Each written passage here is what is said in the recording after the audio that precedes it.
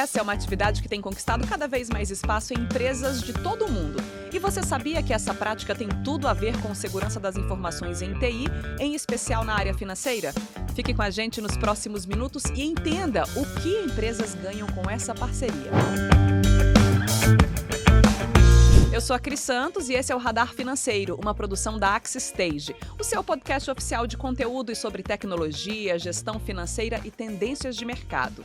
O combinado não sai caro. Você provavelmente já escutou esse ditado para justificarem alguma promessa que deveria ser cumprida. E no dia a dia das empresas, essa é uma frase de ordem. Por isso, o compliance é uma área tão importante no universo corporativo e que tem crescido consideravelmente, inclusive aqui no Brasil.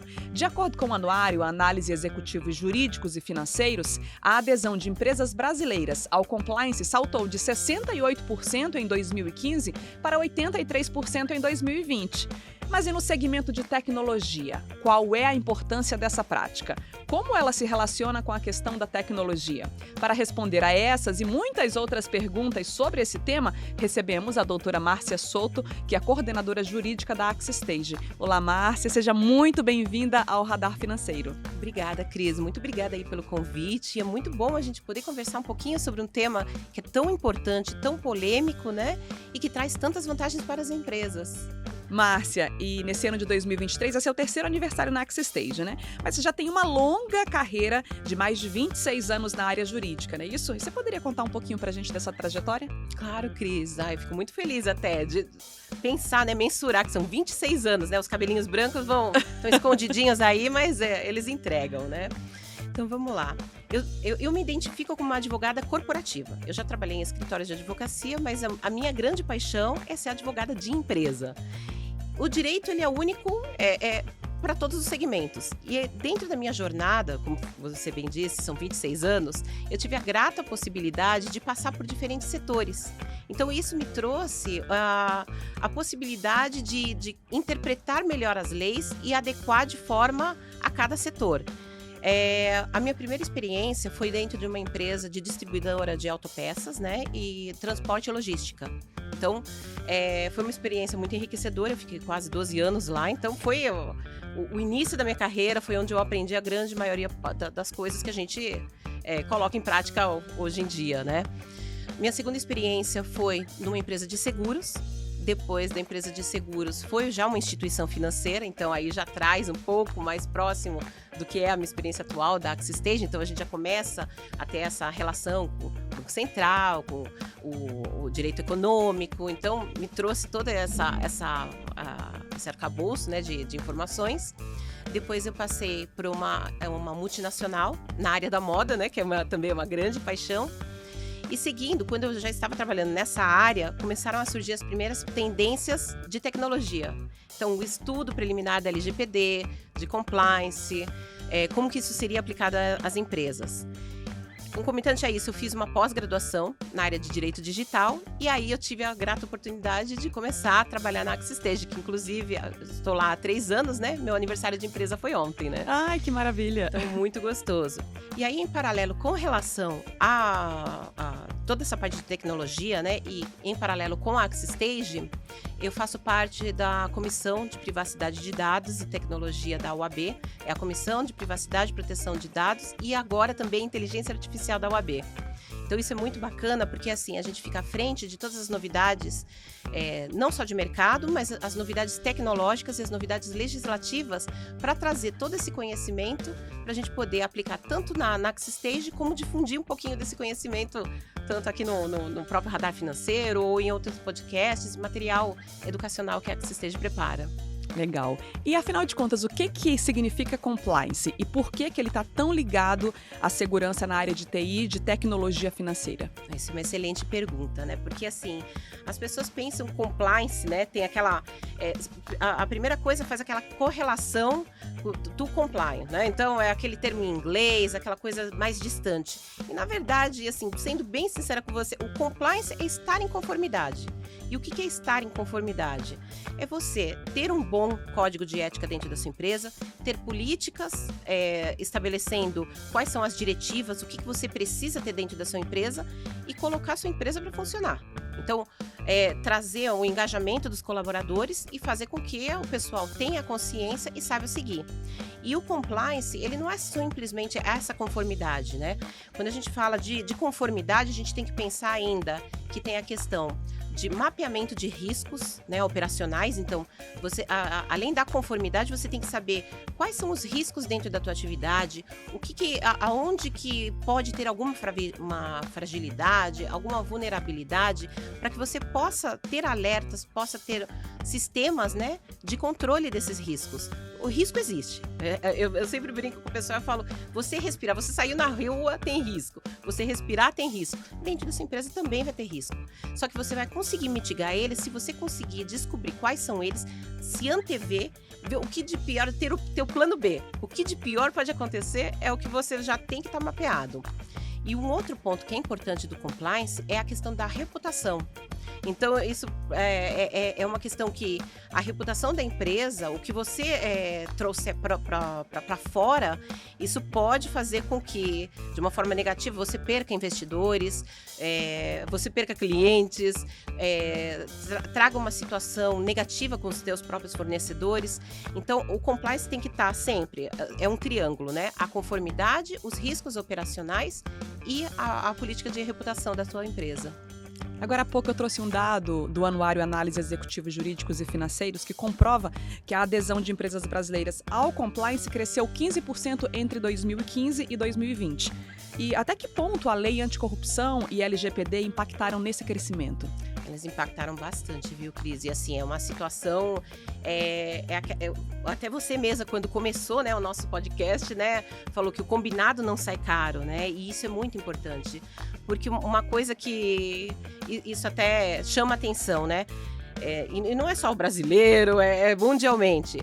O pessoal se preocupa em fazer alguma coisa quando afeta o bolso. Então, o que aconteceu? A gente fala, no Brasil, o compliance chegou há muito tempo atrás. Ele chegou há muito mais de 20 anos atrás, através de um acordo de Basileia. Então, foi a primeira vez que veio a situação ligada, né, quais eram os normativos que as instituições financeiras tinham que seguir. Mas não tinha, lógico, tinha punições se as instituições financeiras não seguissem, tinha um cronograma de atividades, políticas específicas que todas as empresas do mercado financeiro tinham que seguir. Mas não havia nada relacionado à política da anticorrupção. E isso é uma coisa que já tinha lá atrás e já tinha em outros países, né? O que aconteceu? Passados vários anos, no Brasil, em 2013, veio a legislação. Ok, a legislação está aí. Em 2015, entrou já um decreto que sancionou a lei e que já te colocou uma multa. A multa de 20% do valor do faturamento bruto. Então, é um valor extremamente alto para as empresas que fossem afetadas aí, que não atendessem à política anticorrupção, a legislação.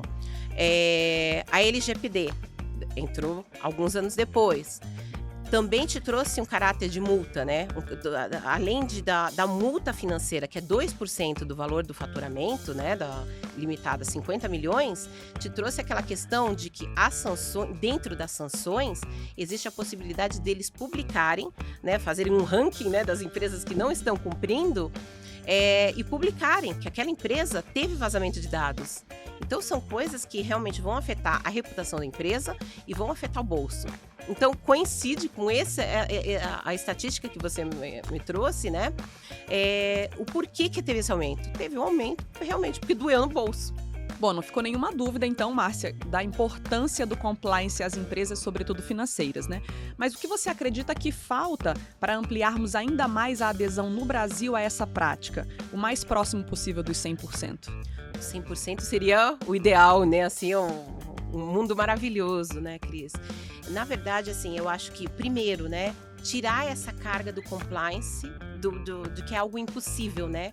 Então, trazer mais engajamento, trazer mais informação, difundir, né? Até esse trabalho que a gente está fazendo aqui, eu acredito que várias empresas que ainda não estão em compliance vão entender que não é um bicho de 7 cabeças, né? E vão conseguir aí, de uma forma nem que seja a curto, médio prazo, né, conseguir aí se reestruturar e conseguir atender, instituir dentro das suas companhias códigos de condutas, políticas e que sigam efetivamente as legislações, né?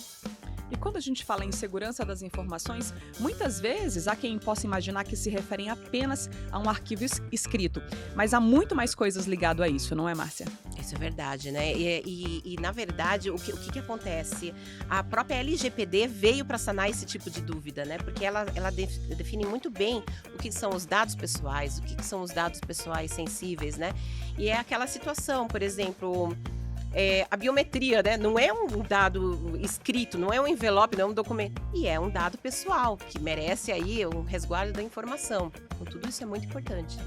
Ao longo dos últimos anos, algumas tecnologias financeiras como Open Banking, Pix, trouxeram muito mais agilidade e competitividade às empresas dos mais variados setores, e a gente sabe disso. Mas quais são as dicas que você dá para que as empresas acessem e façam transações com o máximo de segurança possível? A primeira coisa foi o que a gente conversou lá na frente, né? É ter esse mapeamento dos teus riscos.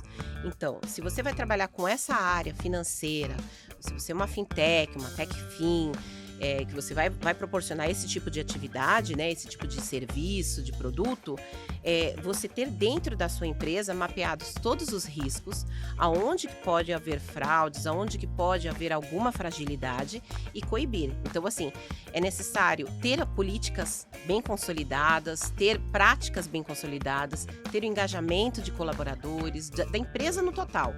Tomar muito cuidado com os fornecedores, tomar muito cuidado com esse tipo de informações. E também trazer um pouco dessa cultura para os seus clientes. Então, fazer treinamentos constantes, que eles saibam, né, que existe esse engajamento interno para coibir práticas que possam trazer vulnerabilidades para a tua atividade.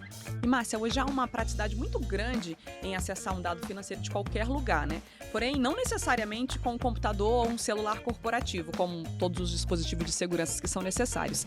Isso pode trazer vulnerabilidades à empresa, inclusive para o financeiro. Como é que as empresas devem trabalhar essa questão? Isso tem que ser regulado bem, tanto no código de conduta da empresa, né? Principalmente, e nas políticas também. Então, você tem que ter uma política de cibersegurança, uma política de uso dos dados, tudo isso é muito importante. E trazer esse treinamento para os colaboradores, né? E isso também serve para a gente refletir também na nossa vida particular, não é só a questão da empresa. Então, a gente vê muitas pessoas utilizando o celular, fazendo transações na rua. Você está usando, a gente briga, o 4G, a internet de rua. Você não sabe quem está do seu lado, infelizmente, né? A gente vive num mundo que tem riscos, né? Então, você não sabe quem que está do seu lado. Recentemente, a gente fez um levantamento que é uma tendência que vem aumentando, né? Porque o brasileiro tem uma inteligência absurda, uma criatividade absurda, maravilhosa, que se usada para o bem, a gente estaria no céu.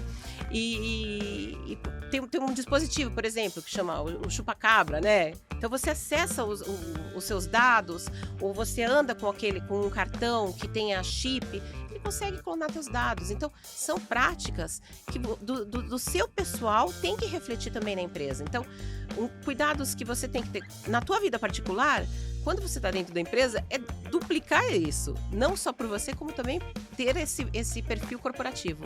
E de que maneira uma empresa pode ou deve trabalhar a fim de alinhar jurídico, compliance de TI à segurança da informação?